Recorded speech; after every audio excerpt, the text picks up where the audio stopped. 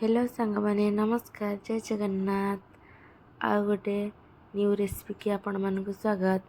आज रेसिपी होची बिना पियाज रसुण रे आमे बनेबा आलू पोटलर तरकारी। एटे मु किछि पोटल बहुत भल से धोई की नै जाईछि। आ गोटे कड़ाई रे किछि तेल देकी क्यूब साइज काटी रखिथिबा पोटल को ऐड कर देबा। आमे पोटल को बहुत भल से गोल्डन ब्राउन होबा पर्यंत भाजिबा। ये देखो पोटल मोर बहुत भल से भाजी जाइए। गोटे प्लेट को आमे भी बाहर कर देबा। नेक्स्ट आमे सेही सेम कड़ाई रे किछि आलू को क्यूब साइज काटिकी मु ऐड कर देछि।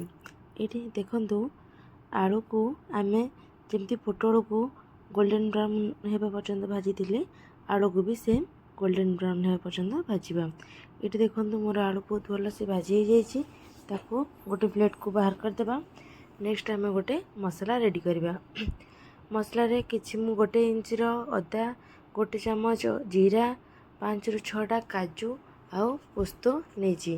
पोस्तो तो ऐड कले तरकारी टेस्ट बहुत भल आसे। एठी मु हल्का पानी देकी ताको मु गोटे पेस्ट बने दोछि। तापर नेक्स्ट गोटे टमाटो देकी आउ थरे बहुत भल से गोटे पेस्ट बने देली। तापर नेक्स्ट आमे एपटे गोटे कड़ाई रे 2 चम्मच तेल ऐड करबा। तेल गरम होला परे हमर से जो मसला आमे पेस्ट करी रखिथिबा ताको ऐड कर देबा। मसला को आमे बहुत भल से कसिबा। जेहेतु किछि हमर प्याज रसुण नाही बहुत जल्दी मसला हमर रेडी हे जिवो। एटे देखंतु मु मसला रे हल्दी आ लंका गुंड देकी आउ टिके 2 मिनिट कसिबा। देखंतु एटे हमर मसला बहुत भल से हे जाईची। तब नेक्स्ट मु स्वाद हिसाब रे लूण ऐड करली। लूण देला परे आउ 2 मिनिट ताकू कसिबा। ये देखो मोर मसला रो तेल छाड़ी जाई सारलानी। बहुत भल से हमर मसला रेडी हो जाइए। नेक्स्ट तापरे आमे जो आलू को भाजिकी रखिथिले ताकू ऐड करिबा।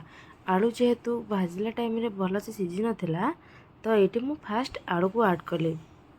एटी आलू को मु 2 मिनिट कसिली मसला सह।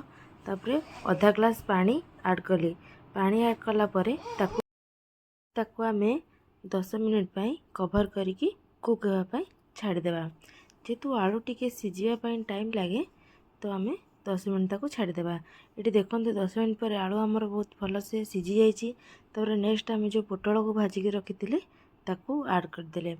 पोटल आ आलू को भल से मिक्स कर सारा परे ताकू आ 5 मिनिट पई आमे कवर करके कुक होगा पाई छाड़ी देबा। एटी देखंतु हमर बहुत भल से आलू आ पोटल कुक हो जाइछि। केते सुंदर आ टेम्पटिंग दिसुछि। एटी मु आपनको सर्व करके देखौछि हमर बिना प्याज रसुण रे आलू पोटलर तरकारी। जदि इजी रेसिपीटा आपको भल लगी प्लीज मो चैनल को like and share and subscribe करिया को जमा भूलिबेनी। रहूछि बाय बाय। Thank you.